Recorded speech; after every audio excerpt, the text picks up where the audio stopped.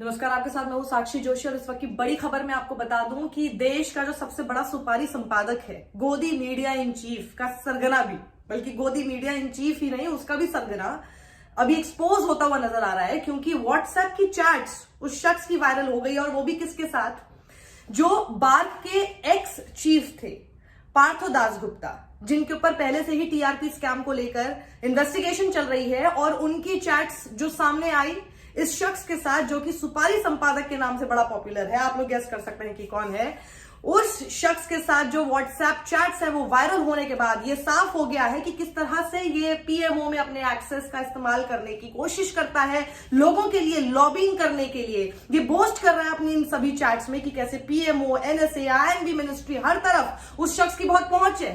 और फिर ये जो एक्स बार्क चीफ है वो लगातार इससे बात करते हैं, कहते हैं कि तुम मुझे मीडिया एडवाइजर लगा सकते हो पीएमओ में। कहते हाँ बिल्कुल, मैं आपके लिए जरूर बात करूंगा। बार्क के जो कॉन्फिडेंशियल डेटा है वो तक एक्स चीफ इस शख्स के साथ शेयर कर लेता है, जो कि कॉन्फिडेंशियल उनके खुद के शब्दों में है, खुद कह रहे हैं कि स्ट्रिक्टली कॉन्फिडेंशियल है, कॉन्फिडेंस में मैं आपको ये दे रहा हूं, और वो सारी बातें वो उसके साथ शेयर कर लेता है। ये आप देखिए किस तरह से कन्नाइवेंस इन दोनों की चल रही थी अपने आप को टीआरपी में नंबर 1 तो करने की, और साथ ही ये उल्टा उस शख्स के लिए क्या फेवर कर रहा था, कोई क्यों किसी की इतनी मदद कर रहा है, क्योंकि उसको लग रहा है कि ये आदमी जिस तरह से बोस्ट कर रहा है, पीएमओ, एनएसए, आईएनबी मिनिस्ट्री, हर तरफ इस आदमी की बहुत पहुंच है, ये मेरे लिए काम करेगा। वो कहता है तुम मुझे पीएमओ में मीडिया एडवाइजर बना दोगे, कहता हाँ बिल्कुल मैं तुम्हारे लिए बात करूंगा।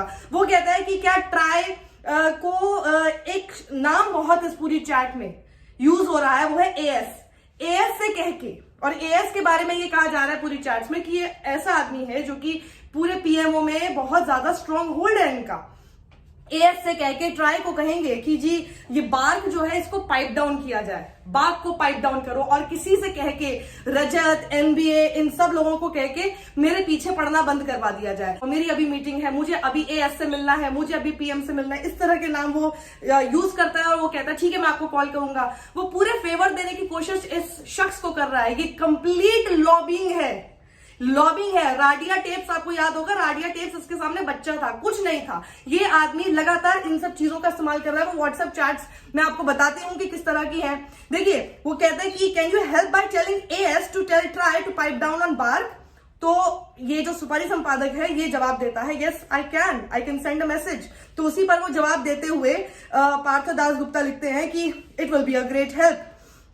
25 मार्च 2019 को पार्थो दासगुप्ता कहते हैं कि बार्क रिप्लाई टू एनबीए का एक डॉक्यूमेंट है जो कि उन्होंने शेयर किया इस सुपारी संपादक के साथ, और उसमें नीचे लिखा हुआ है in strict confidence have jammed NBA को जैम कर दिया गया है बिल्कुल, और ये बिल्कुल स्ट्रिक्ट कॉन्फिडेंस में मैं आपको बात बता रहा हूं। Rajat is going after me, वो बोलते हैं, और you need to help me through PMO, have supported you without saying so, मैंने आपको सपोर्ट किया बिना आपके कुछ कहे भी, और मैंने बाकी सब चैनल्स को, बाकी सब लोगों को मैंने जैम कर दिया है। देख रहे हैं वो किस तरह से उसको सपोर्ट करने की बात कह रहा है, और सपोर्ट किया है। इस पूरी चैट में ये सब चीजें सामने आ रही है कि कैसे अपने राइवल लोगों को फिक्स करने की कोशिश ये शख्स, जो कि एक चैनल को अपने आप को नंबर 1 कहता है, उसका एडिटर है, और एक्स बार्क चीफ जिसके ऊपर ये आरोप लगा है कि वो टीआरपी फिक्सिंग स्कैम में शामिल थे, और उन्हीं की चैट से ये सब चीजें सामने आई है, जो कि अब व्हाट्सएप पे वायरल भी हो रही है, हो सकता है आप तक अभी पहुंच भी गई होंगी। और इसी के जवाब में सुपारी संपादक कहता है नोटेड, इट विल हैपन सून। फिर उसने बोला कि आप इस लेटर को जरूर पढ़िएगा जब भी आपको टाइम मिले। तो ये अपने उस बात की जो कि उन्होंने कहा कि रजत इज गोइंग आफ्टर मी, उसकी जवाब में सुपारी संपादक लिखता है रजत की कोई एंट्री नहीं है। मतलब वो कहना चाह रहा है कि पीएमओ में उनकी कोई एंट्री है नहीं, तो इसलिए घबराने की कोई जरूरत नहीं है। यहां तक कि इस पूरी चैट में यह भी सामने आ रहा है कि किस तरह से उसके खिलाफ कोई कंप्लेंट थी, जो कि कंप्लेंट वो कहता है कि जो आईएनबी मिनिस्टर उस वक्त के हैं उन्होंने उसको होल्ड पे रखा हुआ है, उसको बिल्कुल साइड कर दिया है, उस पर वो ज्यादा ध्यान नहीं दे रहे हैं। अभी के जो आईएनबी मिनिस्टर है वो उनको किस तरह से पसंद नहीं है। और पुरानी चैट्स में से ये भी सामने आ रहा है कि कब उनको ये पता था कि कौन आईएनबी मिनिस्टर बनने वाला है, किनको पीएमओ से हटाया जाएगा, सारी जानकारी सुपारी संपादक के पास पहले से थी, और अपने इसी क्लाउड का, इसी एक्सेस का इस्तेमाल वो लोगों के लिए लॉबिंग करने के लिए कर रहा है। कोई एक बार उसको मीडिया एडवाइजर बनाने के बारे में हाँ बोलता है कि हाँ हम ये जरूर कर लेंगे। जब वो ट्राई के बारे में बात करता है कि ट्राई को किस तरह से अप्रोच किया जाए बार्क को पाइप डाउन करने के, तो ये सुपारी संपादक उसको कहता है ठीक है आपके लिए मैं काम करूंगा, लेकिन आपने जरा 3 पॉइंट बना दीजिए, और 3 पॉइंट ऐसे हो जो कि मैं एएस के सामने जाकर ये कह सकूं कि उनके पॉलिटिकल इंटरेस्ट को कैसे